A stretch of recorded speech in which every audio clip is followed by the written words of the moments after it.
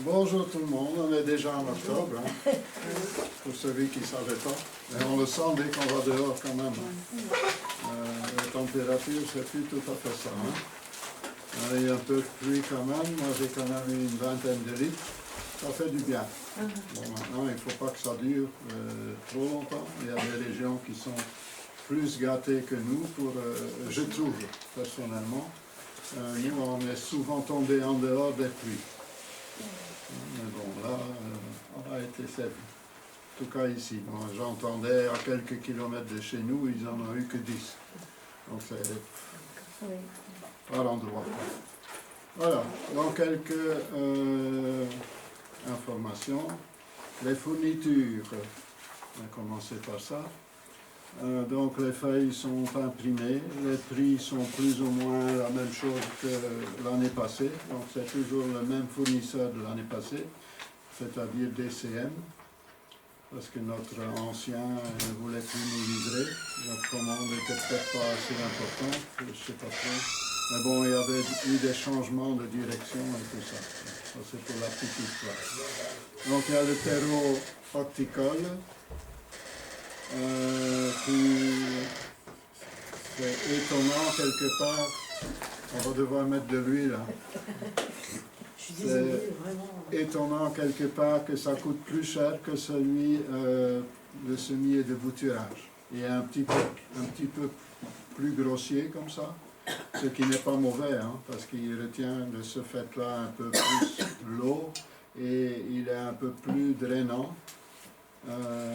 Mais c'est certainement parce que il y a un engrais dedans qui est peut-être un peu plus performant que dans les autres. De toute façon, pour semer, il vaut mieux qu'il n'y ait pas d'engrais du tout. Mais on trouve quasi nulle part du terreau sans engrais du tout. Et c'est très peu. Hein. Oui, c'est très peu. Parce qu'il faut que la graine elle contient déjà tout ce qu'il faut pour au moins un mois, voire plus, de vie de la plante. Hein, et c'est qu'après qu'elle a besoin d'un petit supplément. Mais si on a une terre trop riche dès le départ, quand on va mettre la plante à son emplacement définitif et que le terrain est un peu moins fertile, la plante elle va souffrir, elle va déprimer.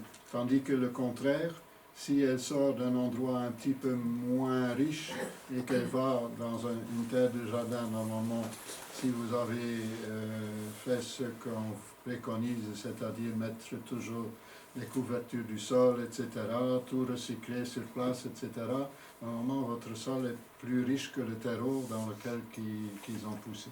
Donc là, au lieu de déprimer, ils démarrent et on voit parfois, c'est parfois étonnant, des laitues, mettons, on n'a pas tout repiqué, il y en a qui sont encore restés dans des pots et on repique, et ceux qui sont repiqués, ils deviennent tout de suite beaucoup plus belles que celles qui sont restées en pot.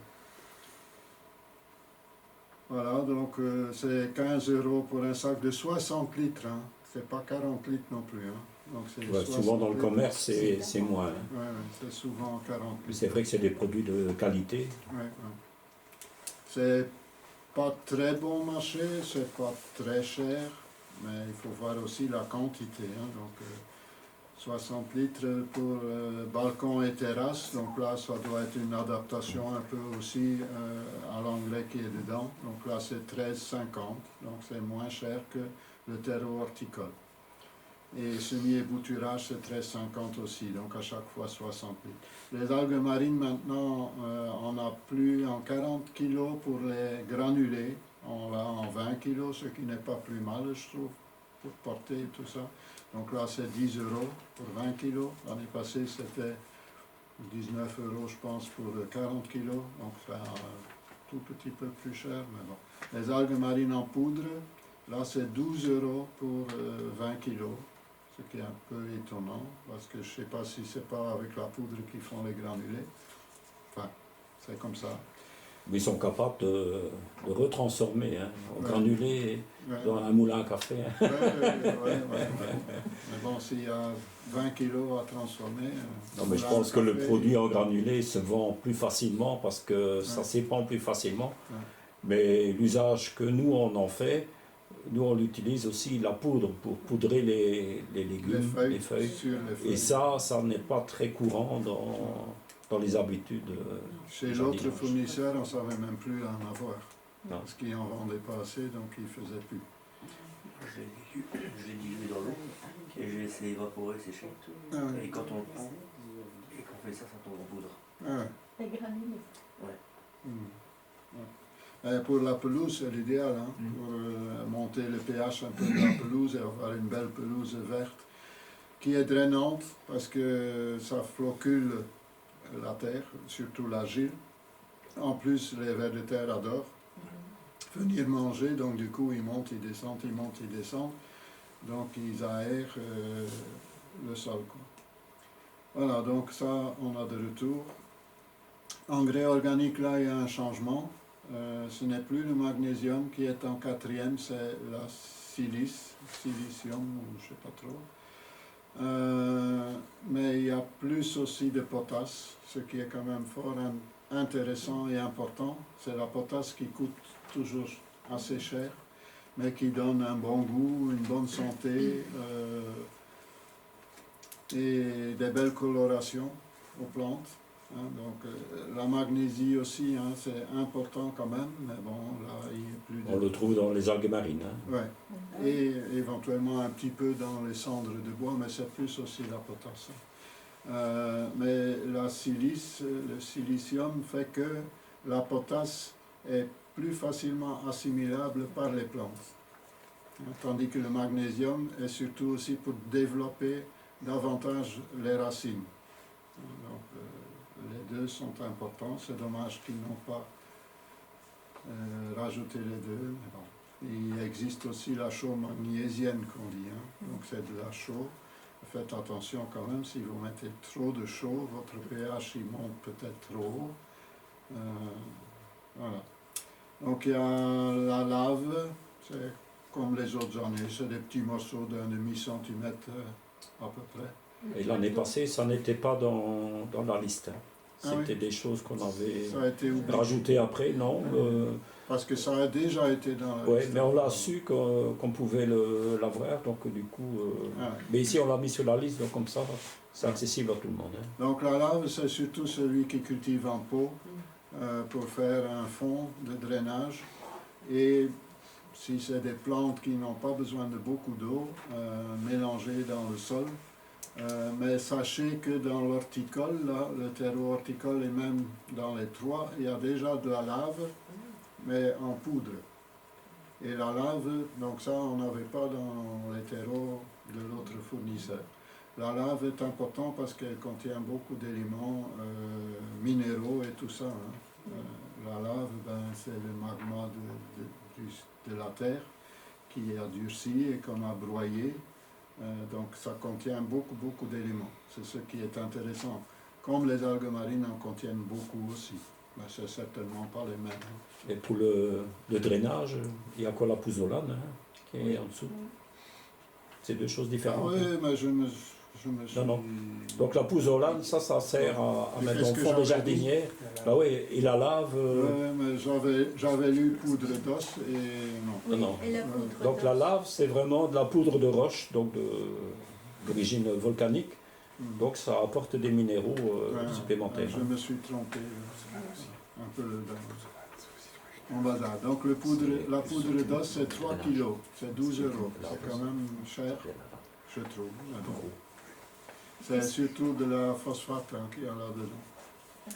Il y a plus que ça, mais bon, le principal, c'est la phosphate. Donc là, il y a la lave. Et c'est quoi la lave alors? C'est des granulés? C'est en petits granulés, apparemment, c'est pas en poudre. Ah ouais. Ouais. Parce qu'il y a la pouzzolane aussi, donc là c'est plutôt Ça c'est plus grossier. les plus gros. Ouais. Ah ouais, j'étais pas là quand la feuille a été rédigée, donc j'avais pas fait attention.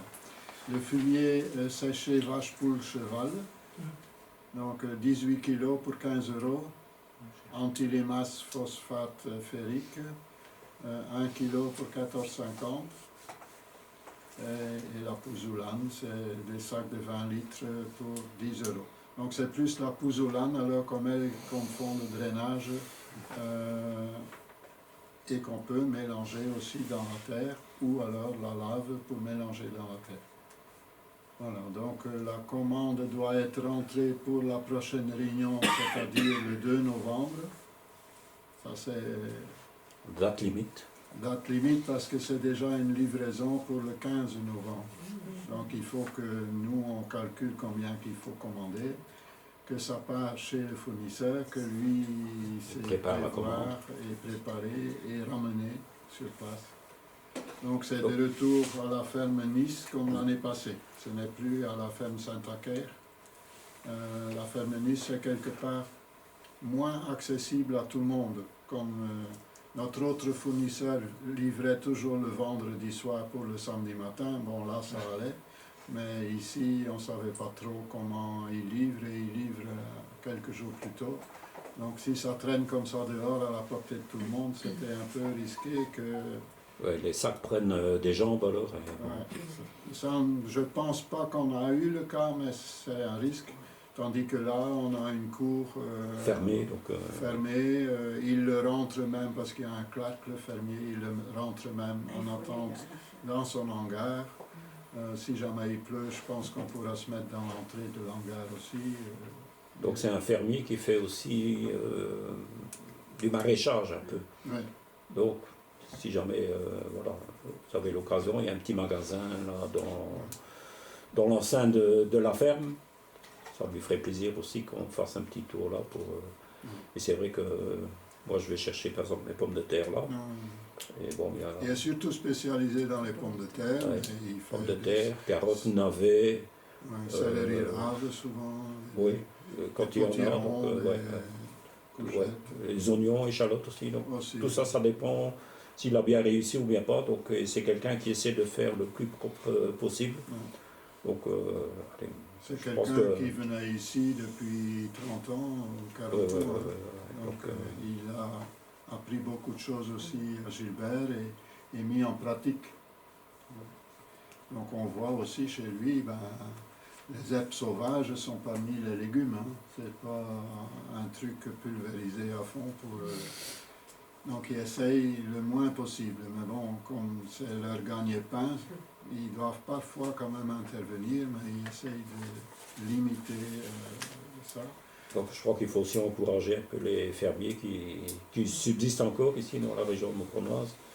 Et bon, voilà, je pense que la vente directe pour eux, ben, c'est aussi quelque part... allez, ils sont rémunérés justement, Vital. alors que...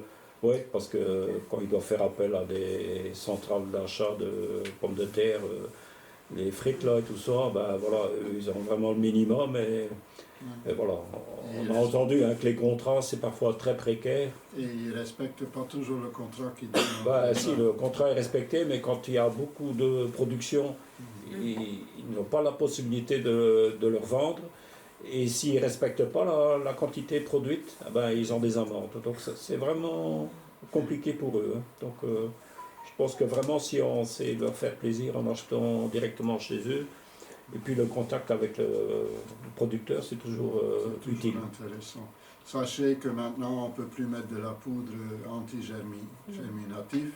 Donc il faut les stocker.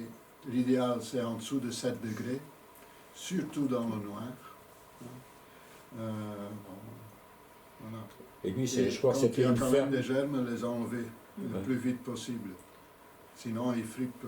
Je crois que c'était un des premiers à avoir installé un système de ventilation pour éviter la germination des pommes de terre. C'était un des premiers. Bon, je suppose que maintenant. Et un hangar, c'est une montagne de pommes de terre. Ouais. Bah, Allez. voilà, donc, L'inventaire. Donc chaque année on doit faire un inventaire pour savoir qu'est-ce qu'il faut commander pour les graines. L'inventaire, on a décidé de le faire le lundi 13 de ce mois-ci. Donc c'est pas lundi ici, c'est lundi d'après. on commencerait à 9 heures jusqu'à la fin. Mais On ne vous lâche pas avant que c'est fini. Non, non. pas question de manger à midi si c'est possible. Non, non. Donc Non, tout mais le si. monde peut ramener son pique-nique. Monique ou d'autres vont prévoir de la soupe. Bon, ça se fait dans la bonne humeur. Si on est aussi nombreux que l'année passée, on avait quasi fini dans une demi-journée. Midi, 1 heure, c'était quasi fait. Il restait quelques petits trucs qu'on a fait le jeudi d'après. Donc si on est aussi nombreux, je vais dire, ça pourrait se faire sur une demi-journée, ce qui n'empêche pas de prendre son pique-nique quand même ensemble et rigoler un coup. S'il y en a un qui a des blagues à dire, c'est le moment. Donc tout ça, c'est bien, je veux dire encadré, c'est bien expliqué au départ. Ouais. Donc, Monique, elle a sorti ouais. des feuilles donc avec les numéros, donc il faut prendre une boîte qui correspond avec les numéros qu'on a, compter le nombre de sachets qu'il y a, il y a un petit code aussi à remplir, et puis c'est tout quoi. c'est à la portée de tout le monde. Ouais, il ne faut pas être intellectuel. Voilà, au plus de mains qu'on a, au Ouais. mieux que ce soit. Et je crois que c'est l'occasion aussi de montrer votre attachement à l'association. Ben, il faut que... Celui qui est dyslexique, ça existe, hein. Ben, qu'il aide alors à un autre, hein, parce que ça se fait aussi, hein. On fait à deux, l'un qui note et l'autre qui va compter, L'autre qui compte, etc. ouais. Ça, On peut former des binômes. ouais, ça n'a pas de... Ben, surtout si on est nombreux, on est presque obligé de faire des binômes. Mais bon, parce qu'on travaille par armoire, quoi, hein, par étagère. Voilà. Je lance aussi un appel, celui qui a du temps pour fabriquer les sachets, parce que ça a fortement diminué. On en emploie énormément sur une année. Ça peut se faire soit chez vous, soit ici, le jeudi après-midi. On peut relancer l'atelier fabrication de sachets. C'est pas non plus quelque chose pour quelqu'un qui doit être intellectuellement très avancé. Un petit peu doué, savoir utiliser une paire de ciseaux, un tube de colle, en gros, ça suffit quoi. Donc c'est à la portée de tout le monde, ça veut dire ça.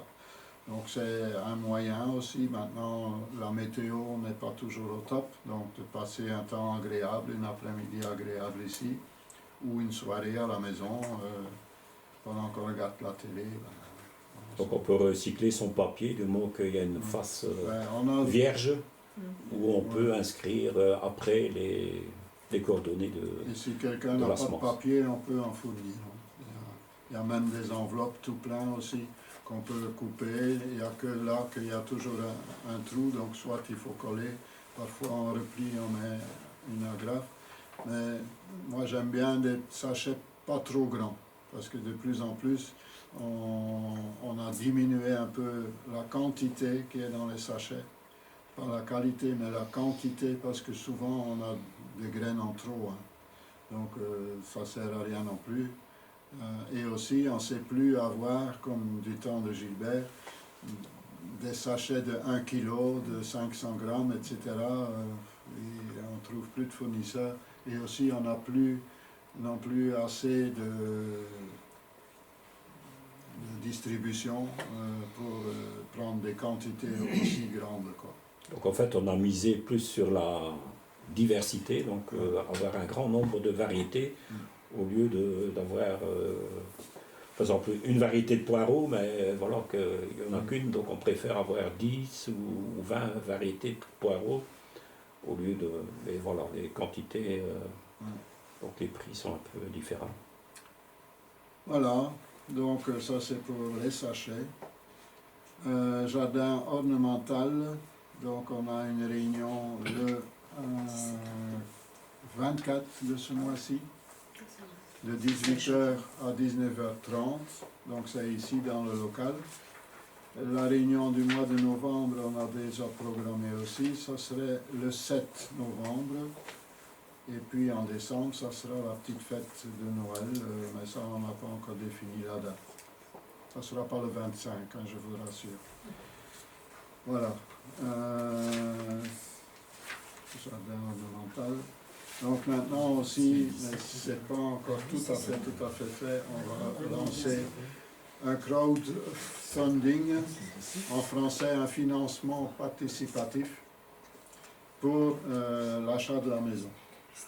Donc on va, si c'est possible, contacter les gens qui ont aussi signé la pétition et par le net et tout ça, on va faire savoir, on va essayer de recontacter les médias, les télés, les journaux et tout ça, le jour qu'on est arrivé à mettre ça vraiment au point.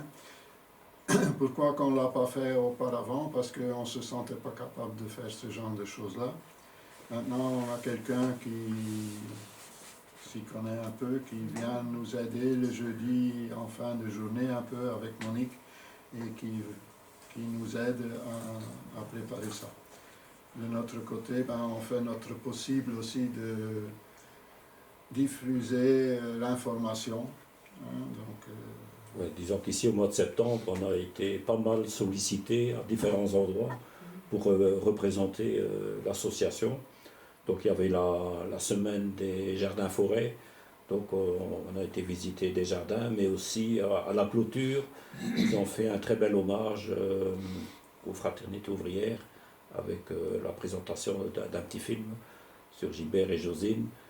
Et là, on a reçu aussi plein de gens qui ont dit « Mais pourquoi vous ne faites pas une cagnotte en ligne? Voilà, il faut y aller, il ne faut pas avoir peur. » Donc ça aussi, si les gens connaissent d'autres associations, il suffit de diffuser l'information et au plus de ramifications qu'il y a, au plus que l'on peut avoir de donateurs aussi. Donc je crois que ça vaut la peine. Et d'après les témoignages des gens qui ont rempli la pétition, vous pouvez mettre un petit commentaire. Vraiment, il y a des gens qui ont mis des choses vraiment qui nous touchent beaucoup et ça nous pousse vraiment à continuer et à vous offrir aussi ce service qui est un peu unique parce que bon, on ne recherche pas l'argent, mais on recherche surtout le service et le contact avec les gens. Donc voilà. Bon, les dons, c'est à chacun vis-à-vis de sa bourse et de ce qu'il veut faire. Hein. Les petits ruisseaux font des grandes rivières. Hein. On a introduit un dossier aussi à la Fondation Roi Baudouin. Et là, pour celui qui fait, si c'est accepté, bon, eux, ils ont déjà téléphoné, donc Monique, elle a déjà eu des échanges. Je pense bien que ça va être accepté. Mais là, il y a moyen là, de déduire sur les impôts pour les Belges leurs dons. Mais ça ne sera pas dans l'immédiat, ça. Comment? Ça met du temps avant que ça se mette en place. Temps, hein. Et le temps, on ne l'a plus beaucoup, puisque d'ici un an, il faut que ça soit acheté. Ouais, sinon, on risque de tout perdre. Ouais. Donc voilà, le financement participatif. Elle a aussi introduit une demande à la loterie nationale et bon, on a encore eu une adresse par quelqu'un d'autre. Michel et moi, on a été aussi à une réunion avec Natagora, etc. Bon, on essaye de diffuser le plus possible la télévision RTL, attend qu'on a justement ce crowdfunding pour passer aussi l'information à la télévision. On va réessayer nos télés, RTBF, etc. Et jusqu'à maintenant, les médias, ils sont venus d'eux-mêmes. Hein, on a une fois sollicité, c'était quoi encore, Petit Pois et Pois de Senteur, donc sur nos télés, et puis ça fait un effet boule de neige. Hein, les autres médias, ils se regardent entre eux hein, et ils trouvent ça aussi important. D'ailleurs, ici, la RTBF est venue parce que quelqu'un qui nous visite de temps en temps le jeudi, son fils travaille à la RTBF, donc elle a raconté l'histoire. Et lui a dit, il faut absolument qu'on fasse quelque chose. Et il a porté ça là-bas. Et voilà. Il y a eu un très beau témoignage, je trouve, qui était interpellant sur la radio de la RTB. Même quelqu'un qui met la radio et qui n'écoute pas, il allait écouter, parce que ça faisait un peu comme si ce serait le Premier ministre qui était mort. C'était comme ça, vraiment, c'était interpellant, tu étais obligé d'écouter. C'est ça qui est bien, hein, c'est ce qu'il faut. Hein. Mais bon, voilà. Ça, c'est les informations. Je ne sais pas s'il y a des gens qui en ont d'autres. Michel non plus, tu n'as rien de spécial que j'aurais oublié. Donc, question des cours en ligne. Donc, bon, c'est moi qui mets ça en musique, je veux dire. Donc, on enregistre ici chaque mois la réunion. Bon, il y a même des gens qui ont proposé de faire, de publier la vidéo avant qu'ait lieu la réunion. Bon, je ne sais pas trop comment on pourrait faire. Parce qu'en fait, bon, j'ai pris un peu de retard, justement, à cause de toutes ces démarches qu'on a faites pour sauvegarder l'association. Et pour nous, à nos yeux, ça, c'était prioritaire. Donc, du coup, le montage de la vidéo d'octobre, j'ai fait les 2 parties, il y en a encore 2 qui doivent être faites.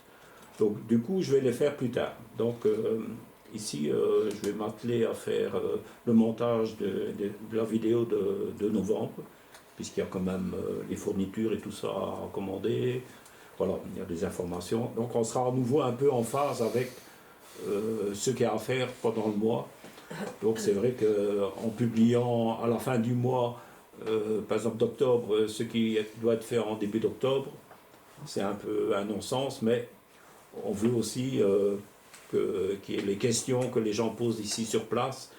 Et en plus, ben, si vraiment vous voulez être à la hauteur immédiate de l'information, ben, rien ne vous empêche de venir ici si vous n'habitez pas trop loin. Comme ça, vous avez l'info directement. Vous pouvez vous poser vos questions et vous serez en phase avec ce qu'on dit lors du cours. Disons que c'est bien Internet, mais c'est impersonnel aussi. Hein. C'est toujours mieux d'être sur place et de voir les gens et de savoir même parler de ces petits bobos ou n'importe quoi. Hein. Mais c'est aussi le contact et c'est ça le but final de l'association, c'est le contact entre les gens. Hein. Et la façon que Gilbert avait fait pour attirer entre guillemets, beaucoup de monde, c'était le jardinage, parce que il était passionné par ça aussi, donc quand on a une passion, ben, c'est toujours plus facile de partager des choses. Quoi, hein. Donc il y a pas mal d'échanges qui se font avant la réunion et après la réunion, qui ne sont pas enregistrés. Ben voilà. Bon, pour les fournitures, il y a les feuilles qui sont disponibles ici. Ils vont aussi paraître sur... Ils sont déjà disponibles sur l'Overblog aussi. Donc on demande aussi de payer à l'avance, parce qu'il y a toujours quelques petits rigolos qui commandent et puis ils ne viennent pas.